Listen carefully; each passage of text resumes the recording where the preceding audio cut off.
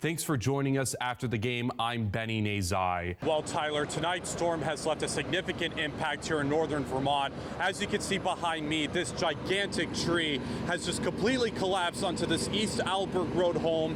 Officials say they got the call sometime after 8 p.m. Many officers from all over New York State have gathered to rally outside the state capitol here in Albany. And I'm going to step out of the way so our viewers can see that we have some very passionate chants happening right now. Well, it's been very hectic for a lot of folks around these parts, Brian. And yes, New York State's DOT has spent the day assessing the damages from yesterday's storm here in Mariah and Port Henry. And as you can see behind me, that there's some water that's just shy of the rail tracks at the Port Henry Amtrak station. Well, Adrian, law enforcement is still continuing to search the property of 2 Birch Street. And as you can see next to me, the property is still blocked off by crime investigators. That's right, Jack. I'm here at the Plattsburgh police station where a press conference is set to start in a few minutes about the shooting that shut down Cornelia Street for hours this morning. What we do know now is that 1 person has died and suspects have been taken into custody. Roughly over 3,200 voters that went in the direction of your opponent, Donald Kasperzak, the Republican candidate.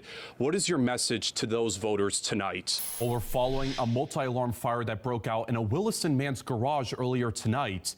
Well, listen, Brian, we don't know the specifics of the investigation, but we do know that Dan Lennon is on paid administrative leave right now from his position at the Clinton County District Attorney's Office. Vice President Kamala Harris and former President Donald Trump on the campaign trail, hoping to rally some last-minute voters to their cause. Matt's back with us now, and Matt, I'm sure many folks, in downtown Burlington right there, maybe downtown Plattsburgh, they're out for the night, enjoying their Saturday night. They're probably wondering what the late-night commute looks like. Switching gears to sports, we have Noah Sears in here, and Noah, I'm sure many of our New York viewers and New England viewers were butting heads today with Jets-Patriots. What a game that turned out to be. Well, Swifties, it's time to rejoice and shake it off. That's right. Taylor Swift is holding her Eras Tour show through Sunday at the Hard Rock Stadium. We all know that Lake Placid is no stranger to the Winter Olympics, especially right here at Herb Brooks Arena. And come next year, we may see some events return to the Olympic Village. And whether you like munching on fair food or petting horses like Roxy here,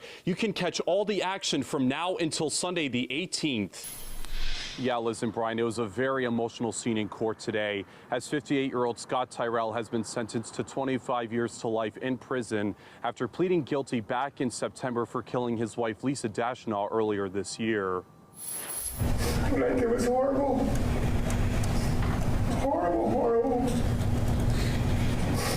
That's all I gotta say. Scott Tyrell admitting his guilt in court Monday afternoon before learning that he may spend the rest of his life behind bars. Tyrell was charged with second-degree murder and concealment of a human corpse after police discovered Lisa Dashnaw's body in the trunk of a rental car in Plattsburgh back in late May.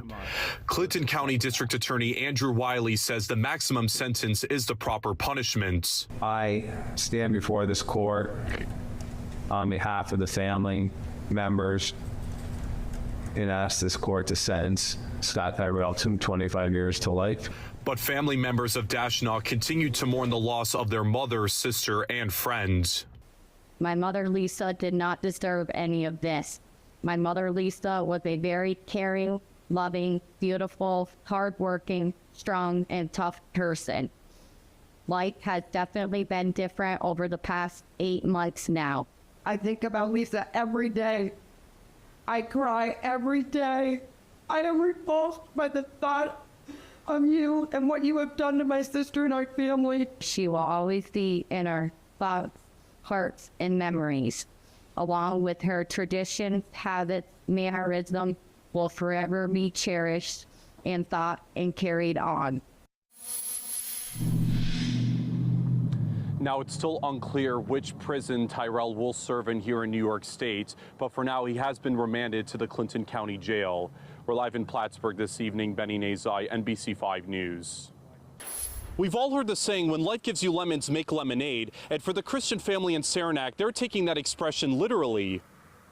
Sadly, everything is gone and nothing's salvageable.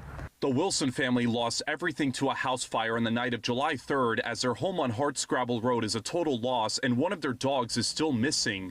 Thank you for watching me. But in a response, 4-year-old Emma Christian and her family set up a lemonade stand on Bowen Road to help their neighbors get back on their feet. We heard about the house fire, So we wanted to do something good of the lemonade stand and raise money for that.